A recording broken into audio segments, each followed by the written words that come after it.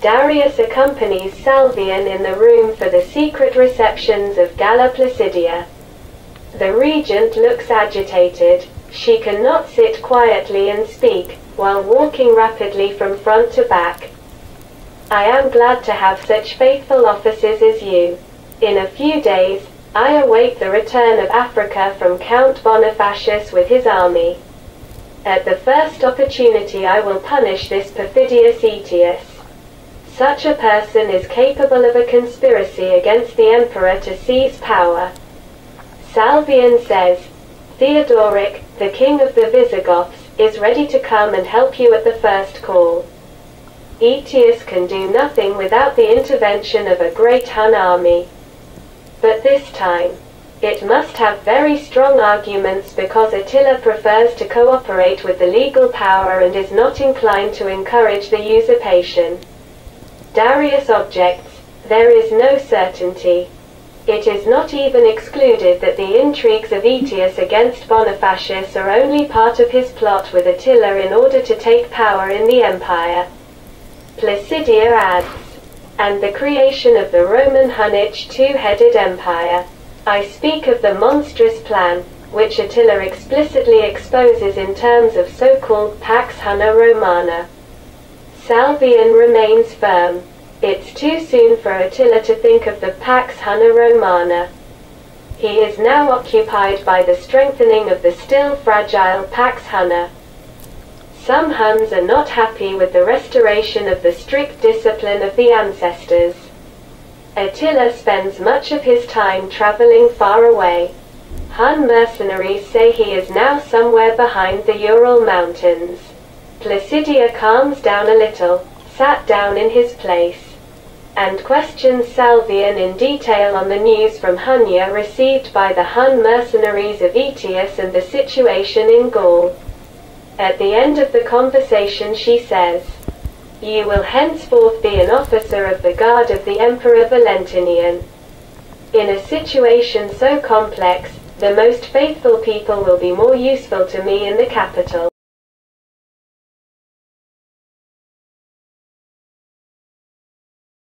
Aetius throws a medal on the table. Look. Mark, sitting closer to the general than the others, cautiously takes the medal, approaches his eyes, turns it over. Unbelievable. The medal goes round the table. All officers are shocked. Bonifacius on a triumphal chariot drawn by 4 horses. He holds a palm in one hand and a whip in the other. On the other side the head of the Emperor Valentinian. What does that mean? Aetius begins to speak with a trembling voice of indignation. This is the medal in honor of the victories of Count Bonifacius in Africa, struck on the order of Galla Placidia. Stupefied, the officers exclaim, what victories? He has sold Africa to the Vandals.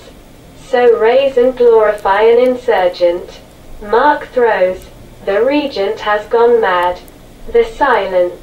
Now all eyes are fixed on Aetius.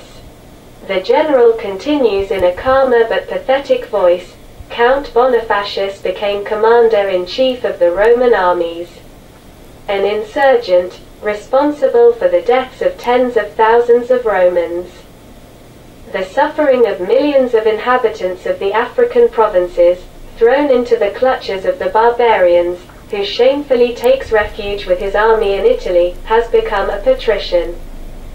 Father of the emperor, and our leader. To justify himself with his odious crimes, he calumniated me before the regent.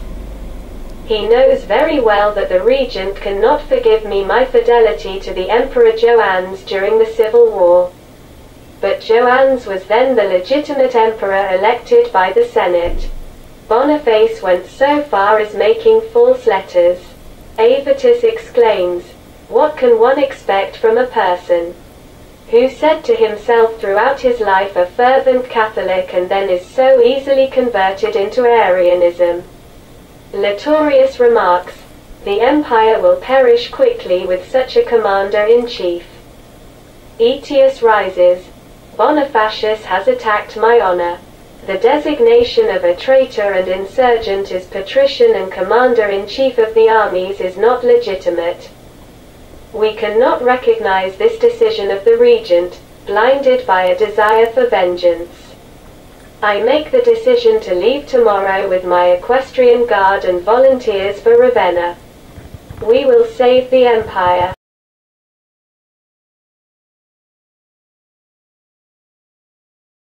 Having learned of the approach of Aetius, Bonifacius leaves Ravenna to bar the way.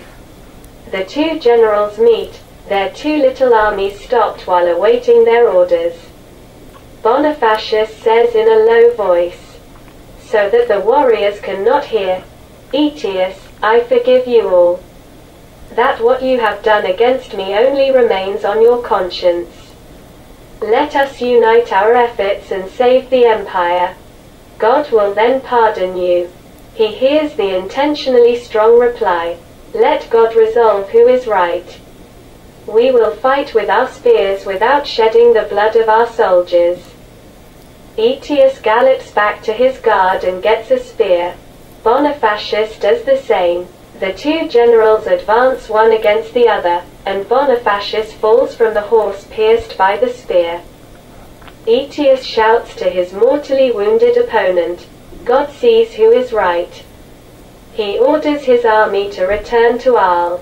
The officers of Bonifacius approached their wounded general. He raises his head painfully, and looks at the troop of Aetius, who is moving away. He says, losing consciousness, "He's made a spear. Longer than usual." The indignant officers jump on their saddles and pull their swords out of their scabbards. Death to the traitor. Forward. Galla Placidia visits Bonifacius dying. "Your troops are pursuing Aetius. I sent him the help of the Italian army under the command of your son Sebastian, to whom I have just given the title of Protector of the Empire." The Count is touched. He smiles and says in a weak voice, "My soul will soon know eternal beatitude. I do not want revenge." Astonished, the regent looks at the Count.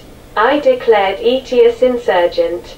He violated the laws of the empire. His perfidy and his cowardice knew no limits. Make a long spear for the fight. The history of Rome knows no such thing." Bonifacius loses consciousness. "My friend Augustin. The Christian state." The Count's wife says, "Poor Bonifacius. He forgave everything.